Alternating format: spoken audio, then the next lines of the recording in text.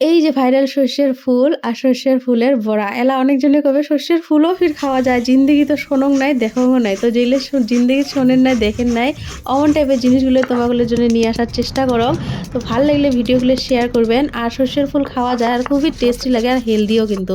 তো তোমরা এমন করে ডাল আর আলো চাল ভিজিয়ে রাখিয়ে মিক্সারের মধ্যে পেস্ট করে নেবেন, যেহেতু গ্রামের মধ্যে মিক্সারটা না আসিল ওইটার জন্য শিলনোড়াতে বাটি নিল, শিলনোড়াত বাটলে কিন্তু ভালো হয়, জিনিসগুলো খাইতেও টেস্টি লাগে। তো এমন করে সর্ষের ফুলগুলো ভালো করে ধুয়ে নেবেন। আর সাথে ওই যে ডাল আর চাউলের পেস্টটা, হলদি, নিমক, কাঁচামরিচ আর পেঁয়াজ দিয়ে ভাল করে একদম মাখিয়ে নেবেন। মাখাটা ভাল না হলে কিন্তু বড়াগুলো ভাল হবার চায় না।